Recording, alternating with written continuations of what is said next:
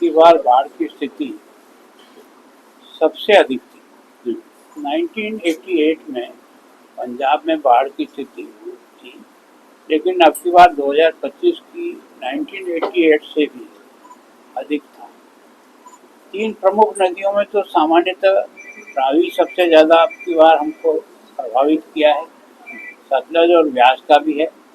लेकिन घग्गर के पानी ने भी एक तरह से काफ़ी कुछ एक तरह से चुनौती आ गई। घग्गर में भी जो पानी का लेवल था वो अब की बार सबसे अधिक था, खतरे के निशान से ऊपर भी चला था,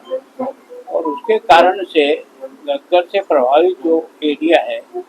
उनमें विशेष प्रकार का मानव हानि तो इतनी नहीं हुई, लेकिन फसलों की और बाकी प्रकार के जो नुकसान है वो हुए हैं। तो मैं स्वयं भी इसीलिए आया था कि कम से कम एक बार, समय तो काफ़ी गुजर रहा है, लेकिन अभी भी आपके यहाँ घग्गर खतरे की बिंदु के आसपास ही चल रही है। पिछले 2 दिन में थोड़ा सा 1 फीट पानी जरूर उतरा है, लेकिन अभी भी अपन उसको एकदम सेफ नहीं कह सकते। और आपके यहाँ बाढ़ का जो कारण मैंने यहाँ आकर के समझा है कि इसके जो तटबंध हैं उनके जहाँ जहाँ भी कमजोर भाग है उनके टूटना और उनको बचाना, ये सबसे बड़ी चुनौती थी, क्योंकि उसके कारण से ही फ्लड का पानी ज़्यादा फैल सकता है। लेकिन ये अच्छा रहा कि सब लोगों ने, विशेष करके यहाँ पब्लिक ने भी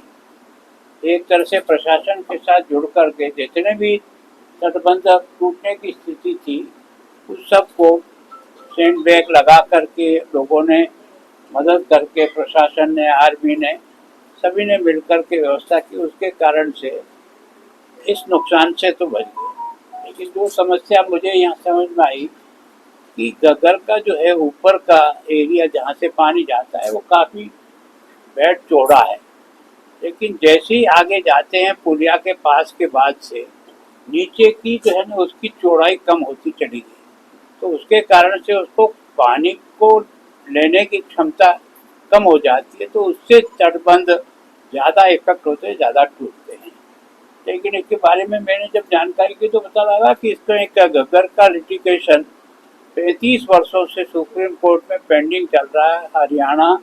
और पंजाब के बीच में, और उसके कारण से कोई उसका स्थायी समाधान नहीं निकला। पंजाब के स्थायी समाधान के लिए इनकी बात सुनने के बाद लगा कि जहाँ जहाँ कमजोर पॉइंट है, जहाँ से घग्गर ओवरफ्लो कर सकती है, पानी का फैलाव हो सकता है, उसको जितना मजबूत किया जा सके कि उसके कारण से उसको बचाया जा सके। 30,000 हेक्टेयर का यहाँ पानी के अंदर जो फसलों का नुकसान हुआ है उसका आकलन हो रहा है। थोड़ा बहुत जो है ना मानव हानि हुई है वो तो 2-3 हुई है, लेकिन अभी जो है पशुओं की हानि भी यहाँ बहुत कम है वैसे सामान्यतः, केवल पानी के फैलाव से कारण से। लेकिन बिल्डिंगों को नुकसान होने का अनुमान सारा खत्म होने के बाद पूरा लगेगा, तो उसका भी अंतर मैं सोचता हूँ कि सरकार ने भी, प्रधानमंत्री स्वयं आए थे,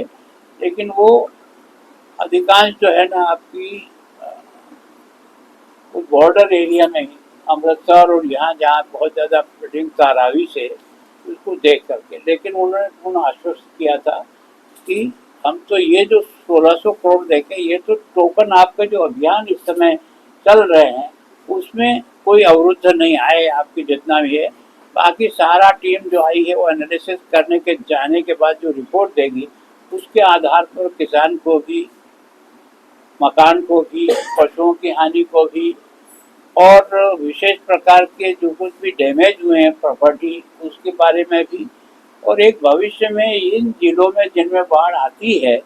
वहाँ कम से कम भविष्य में एनडीआरएफ की टीम की वेल इक्विप किया जाए, ऐसे साधन उनके पास उपलब्ध हों कि ताकि वो तुरंत उसके बारे में। मुझे बहुत अच्छा लगा कि यहाँ आर्मी के कारण से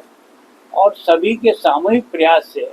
मतलब पब्लिक का लॉस उतना नहीं हुआ। फिलहाल सब लगातार मांग की जा रही है कि जो डैम है उनका कंट्रोल पंजाब के हाथ में दिया जाए, तो जो इतनी बाढ़ की मैं सोचता हूँ कि कंट्रोल अभी किसी के पास है, लेकिन कंट्रोल से पानी छोड़ने के पहले को सूचना देते हैं कि हम कितना पानी रिलीज कर रहे हैं, और वो रिलीज करने के बाद कोई 12 घंटे बाद आता है, कोई 14 घंटे बाद आता है, कोई 6 घंटे बाद आता है। तो सिस्टम तो है कि आपको अपने अपने एरिया में परफेक्ट होना है, उसके कारण से उतना लॉस नहीं हुआ। लेकिन ये जो प्रमुख आपके स्टोरेज हैं, रणजीत सागर एक स्टोरेज है, भाखड़ा एक स्टोरेज है और पोंग एक स्टोरेज है। इन तीनों के स्टोरेज के कारण से जो माधवराज बैराज है उसमें जो पानी आया उसके कारण से जो उसके दरवाजे टूटे।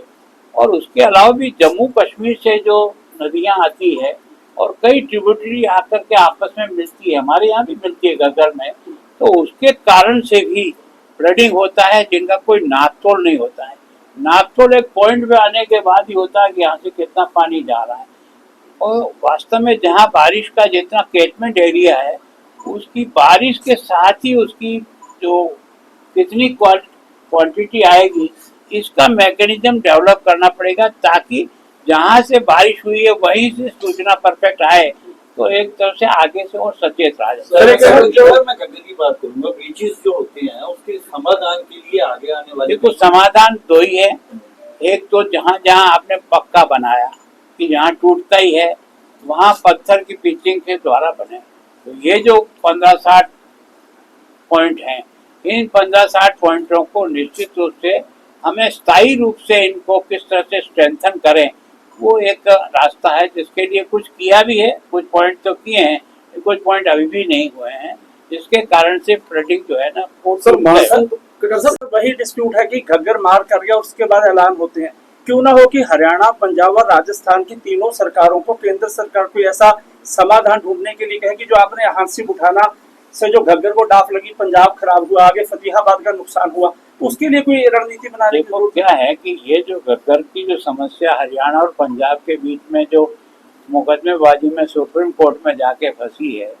जिसका तो न निर्णय हो रहा है न कुछ आगे बढ़ रहा है, तो उसके स्थायी हल के लिए कोर्ट के फैसले आप जानते हो किस तरह से, जहाँ दो प्रांतों के बीच में पानी का डिस्प्यूट होता है वहाँ किस तरह से काम होते हैं। कई इसी तरह से पेंडिंग पड़े, भाखड़ा मैनेजमेंट बोर्ड के भी इसी तरह से केस हैं। लेकिन मेरी जो समझ है उस समझ से यह है कि हरियाणा और पंजाब दोनों बैठ करके इसके हल के लिए सहमति बनाएं, तो मैं सोचता हूँ कोर्ट में भी उसका रास्ता बहुत आसानी से सर एक डैम को लेकर है कि डैम खत्म हो चुका है, जो मियाद खत्म हो चुकी है जब से वो बना है, ठीक है, क्योंकि कह रहे हैं कि उसमें मतलब काफी डैमेज कर सकता है, कि इसकी सिल्ट भी बहुत ज्यादा जमी हुई है। एक एनजीओ ने एक प्रेस कॉन्फ्रेंस की है कि उसके बारे में आप कैसे देखते हो इस चीज को? देखो मैं सोचता हूँ ये जो तीनों डैम है ना, इन तीनों डैमों के बारे में कोई डाउट क्रिएट होने का सवाल पैदा नहीं हो रहा। मट्टी तो आएगी, क्षमता कम होगी, इसमें तो कोई दो राय नहीं, क्योंकि पीछे से जो सिल्टिंग आती है वो आखिर आएगी तो उसी डैम में, तो उसका जो स्तर है वो तो बहुत ऊपर और बड़े ऊपर के लेवल पर निर्णय करे। लेकिन जो हमारी कैपेसिटी है उसको मेंटेन करना और उसके आधार पानी को समय पर रिलीज कर देना और नीचे के लोगों को सतर्क करके ही पानी रिलीज किया जाए, तो थोड़ा सा मैनेजमेंट अच्छी तरह से कर सकते हैं। और ये थोड़ा बहुत हुआ, इसके कारण से ज़्यादा नुकसान नहीं हुआ। पानी का फैलाव तो यहाँ सामान्यतः जमीन लेवल की है, इसलिए जब भी पानी आएगा तो पानी का जो सेंटर ने अनाउंसमेंट की है 1600